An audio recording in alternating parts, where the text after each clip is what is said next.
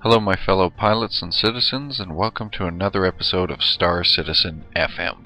My name is Dr. Hawk, and join me as I walk you through some of the happenings going on in the Star Citizen forums, universe, and some events happening in the real world itself. But firstly, as some of you have noticed, this episode is slightly late, and with good reason. There are many fathers out there. A lot of you have painstakingly raised us crying, infantile, crazy childlike beings from both embryo to baby, and hopefully eventually, post-secondary, getting a job, independent, the thing that you want to see happen. To all the fathers out there, I wish you guys a happy Father's Day. It's a little belated.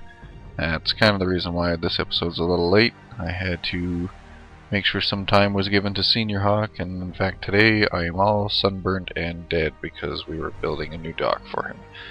So, yeah, to all the fathers out there, thank you very much for your contribution. Chris Roberts, anyone on the team that has kids, or is a dad, Star Citizen community, happy Father's Day to you from Dr. Hawk. Now, with that out of the way, why don't we move on to some of the interesting tidbits happening in the Star Citizen universe. Some rather old news, but to any of you that do not know or have been living under a rock, Star Citizen has officially reached $10 million in funding. Impressive. That is 1 0 with 6 more zeros followed behind it. That is a lot of money. 20 million is supposedly the optimum amount of funding that Star Citizen can, receive. So at this point, I think we're going quite strong. We still have 2 years ahead of us. Pat on the back, Star Citizens. You guys are all knuckin' crazy. And I'm going to try to start limiting my swearing words because I've found out that I have younger viewers that watch this as well. So, again, congratulations, citizens. 10 million in funding. That will advance the agenda of Star Citizen. In fact, the mocap studio that CIG has already wanted is purchased, or at least is in the process of being purchased. So that'll enable us to have some very high quality animations and a more immersive experience. So pat on the back to you guys. Now let's get to 20 million. I have no doubt you guys will reach that goal anyway. Some other happenings going on. Previously in other episodes I had mentioned Ron LaJoy has joined the team. There's an official interview up on the CIG community website on the comlink. You can go view that for your viewing pleasure, or you can go view that on Wingman's Hangar episode 25. I'm going to interject Wingman's Hangar episode 25 and 26, which will be available next week, are already ready to go, as Wingman himself has taken a well-deserved vacation with the family. So the next time you guys see him in the chat, or maybe in the verse, congratulate him on his continued progress towards his weight loss goal, as well as a well-deserved break. Everybody needs a break now and then, even the Wingman. As in regards to the actual episode itself, I highly suggest you go check that out. That can be easily viewed on robertsspaceindustries.com. You can click the link below this video in the description to view it. Or, alternatively, you can read up on it if you're looking for a quick summary. There's always good things to be found there, and I implore you to check them out. Another interesting topic that you can find on the com link is the Terra Pre-Visualization video.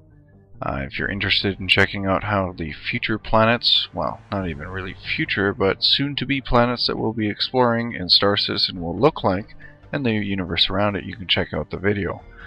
From initial looks, it's actually looking quite interesting. Those gentlemen over at Behavior are working quite hard, and we need to give them a pat on the back for their commendable effort.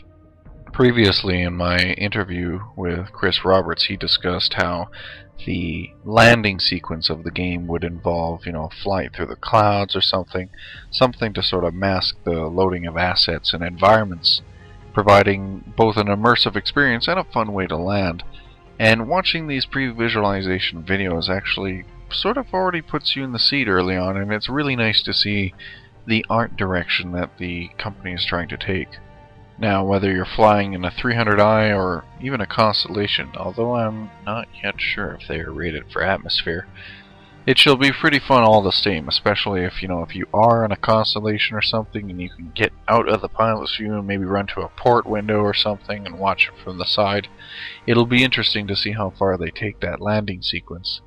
And while I don't really envision them allowing you to fly around in the cities, say with Terra here, or from what we're seeing, it would still be pretty cool if you could at least, bump around in the docking bay and, oh, oops, I kinda just broke your 300i. Sorry about that.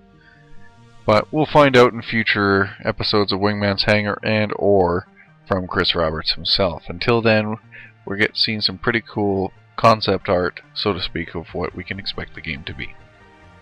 Oh, and speaking of the 300i, in that Comlink issue, there was also the mention of a 300i promotion. Now, the 300i has been pretty much my favorite ship so far. That and the Hornet, though I still have yet to pick up a Hornet. And until they pretty much introduced my Atlas in space, which I would like to see, as I'd like to see some sort of heavy fighter, the 300i is pretty much my go-to craft. If you would like to pick up your own, I would keep your ear to the ground for a 300i promotion maybe in the future.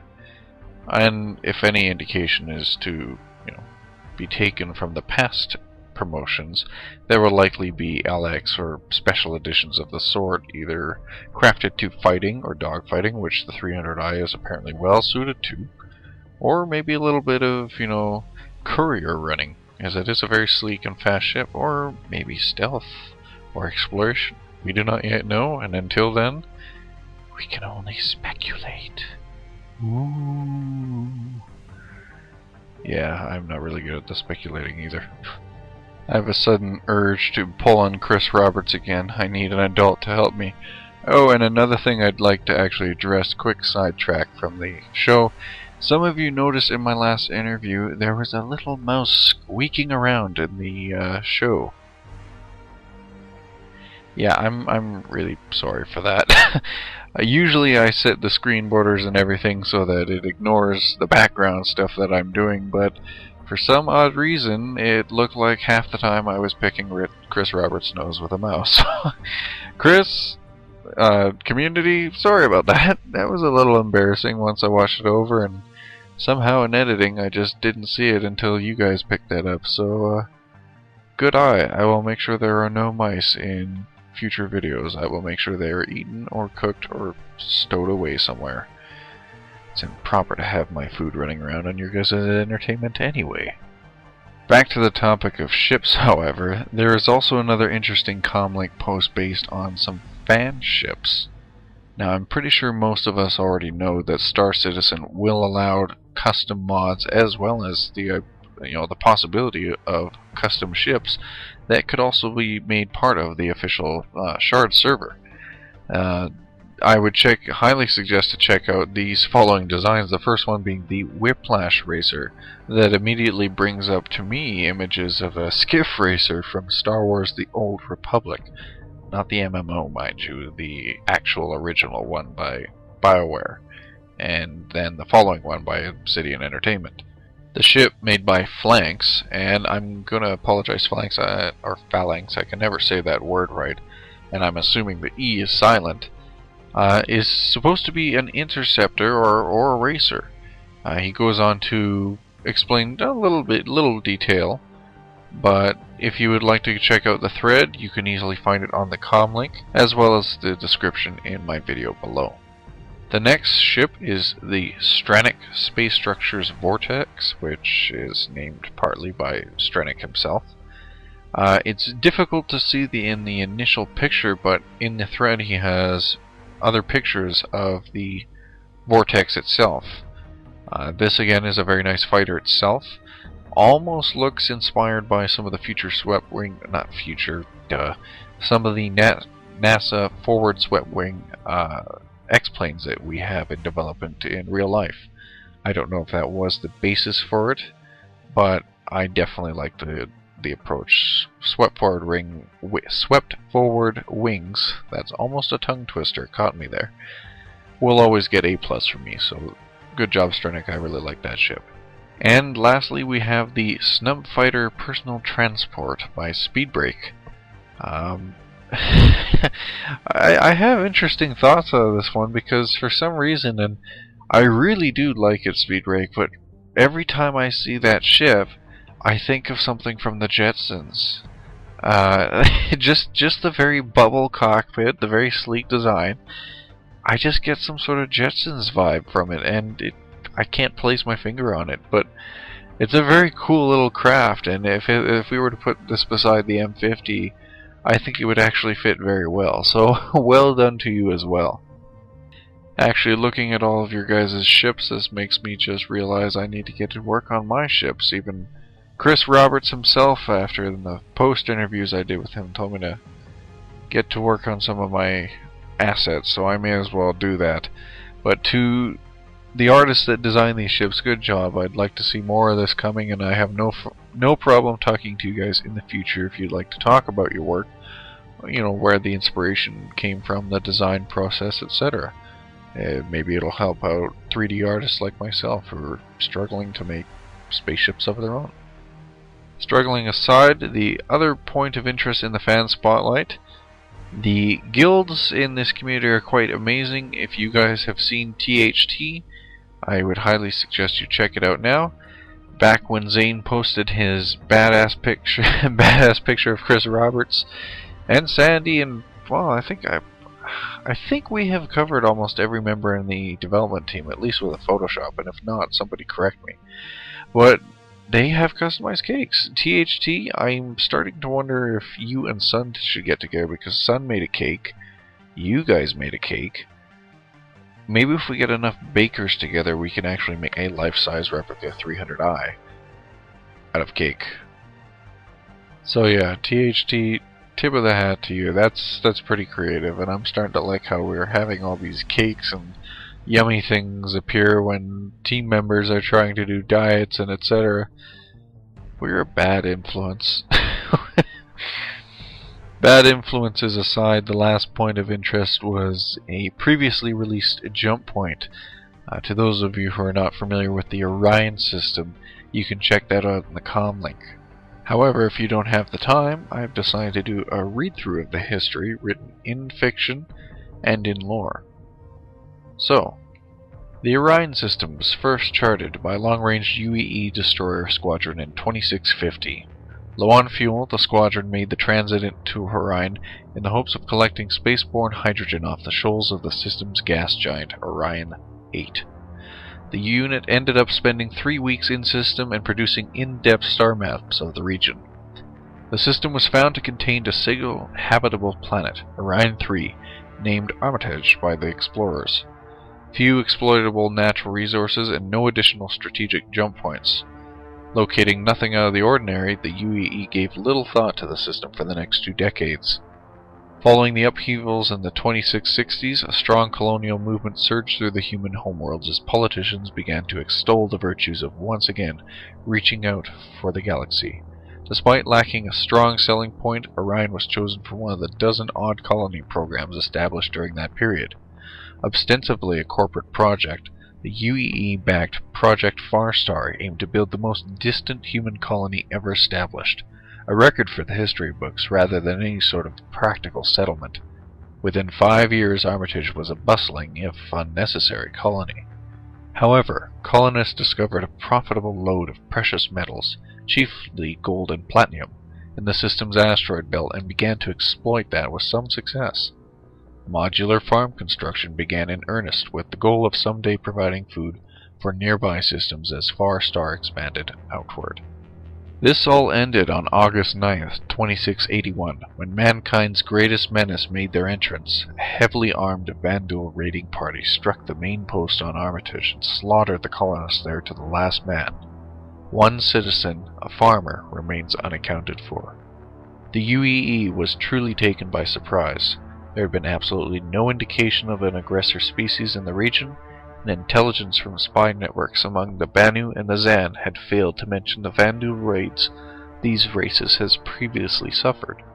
Violence on Armitage was on a scale unprecedented in recent history, and it immediately captured the attention of humanity's home worlds. The UEE deployed research assets to the region to study the threat, ultimately determining that the Vanduul considered Armitage to be a feeding world. Vanduul warrior hordes seemed to travel nomadically, occasionally revisiting past areas that they had identified as reservoirs of natural resources. As such, they considered Armitage their world. They had only set foot on it once before in the previous century. They were either nonplussed at finding a working human settlement on territory they used for supply, or they were overjoyed at finding a new species of prey. Vanduul attacks continued with some frequency. In 6 months, outposts throughout the Orion system had been raided 15 times, and casualties among the colonists were unsustainable. Although in public, politicians were out for blood and promised an eradication of the Vanduul threat, the truth was that deploying sufficient naval units to Orion would have been a logistical nightmare. The system was too far away to extend the existing supply chain, and the reward was symbolic in nature. In 2 years, as the public furor subsided, Armitage was officially abandoned as a human colony world. The image of UEE fighters escorting a lengthy chain of transport ships away from the system remains ingrained in many memories. However, in today's world, Orion 3 consists of a bleak, windswept plains pockmarked with the after-effects of Vanduul antimatter bombardment weaponry, blast craters, and radioactive zones. Ironically, the ferocity of their attacks completely eliminated the new herds they once hunted on the planet, which in turn reduced the frequency of subsequent Vanduul visits to the system. A few abandoned farm modules still stand, and the skeletons of several human cities still exist in the form of wreckage overtaken by natural vegetation. Occasional Vanduul settlement sites can also be found, although there is little of interest beyond the curiosity implicit in standing where one of mankind's deadliest enemies once cooked dinner. Why visit Orion? The simplest answer is that there is absolutely no practical reason to visit the Orion system, or land on Armitage itself. The planet is home to a small settlement of humans. Living underground, they are the descendants of colonists who refused to leave when the UEE vacated. A hardy people, they are extremely insular and self-sufficient. They have little regard for the Empire and almost no interest in trading. It is possible to sell basic substance items, but without a great deal of markup. Luxury goods are worthless here, and nothing is available for sale. Deposits of gold and platinum can still be located in the asteroid belt, but prospecting them is time-consuming, and transporting goods so far from the core worlds is a daunting logistical task. Vanduul hordes do make transit on occasion to pick up food from Armitage and ore from the asteroids, and a pilot foolhardy enough to want to test his mettle against them could reasonably do so here. As the ecosphere on Armitage dies, Vanduul forays are becoming increasingly uncommon. The best tip for those seeking to engage the Vanduul here is that you should attack when they arrive in the system, rather than as they are leaving. Vanduul only visit feeder worlds when they are low on supplies and are of reduced combat efficiency. But even a starving Vanduul is the greatest challenge a fighter pilot could face, and remember that the UEE will not pay bounties for kills scored in a red-restricted system such as Orion. Often forgotten is the fact that Orion is also the abandoned doorstep to the galaxy beyond known space. Astrophysicists predict that there are at least 2 unexplored jump points in the system, and they do believe that these in turn snake coreward to regions now abandoned as human expansion has waned. And as it is impossible to qualify the unknown, there is no way to promise that lucrative jump points or interesting galactic features lie beyond Orion. But if they're anywhere, it's certainly one of the best places to start. With the proviso, that is, that a jump point on the far side of the Orion system is just as likely to lead you to more Vanduul forces as it is to unearth untold treasures. Well, I don't know about you guys, but as soon as Star Citizen ships, I think I know where I'm going to be exploring first. As pretty sure that's going to be my profession. I don't know about you guys. Who wants to go visit Orion? I do. You can go check out that comlink and the comlink itself. And actually, this is a bit of an experiment too. If you guys enjoyed me doing a reading, tell me. If not, tell me. I don't want to start doing something and find out 20 episodes later you guys think it's boring. So, tell me if you guys enjoyed a read through of that. I like reading things, and I like to try to at least make them sound interesting, and especially with a place like Orion. That reminds me of Dead Space for some reason, but completely different game. That pretty much covers what I wanted to talk about today, so again, apologies if it's not a super long episode, but I enjoyed making it, and I enjoy doing them for you when I can. I did mention I wanted to mention some things going on in the world. For those of you who are not aware, E3 did happen.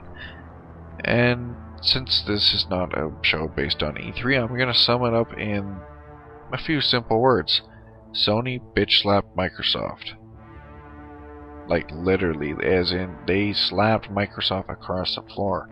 I know most of us here are PC gamers. I'm sort of a hybrid. I sadly will probably end up buying an Xbox One. But Microsoft is doing their damnedest to make me not want to do it. Restricted game access, can't share games, can't do this, no, no, no, and then if Sony turns around and just says, sure. That's literally what they did. They defied everything Microsoft did, and the crowd is flocking to them. There's some good games shown. I'm not going to recount them all. You can easily search them up if you're interested. And who knows, maybe some of them will come to PC. There are some interesting games out there who, would be great on a PC platform.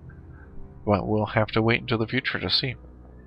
Until then, my name is Dr. Hawk. I hope you guys have enjoyed this episode. As always, please click the fuzzy little hawk on the lower left corner if you'd like to subscribe to my channel. If you liked the video, leave a like or comment in the video below or on the forums. And even if you have a complaint or feedback, please let me know. And I will see you guys next time in the verse. You guys take care and fly safe.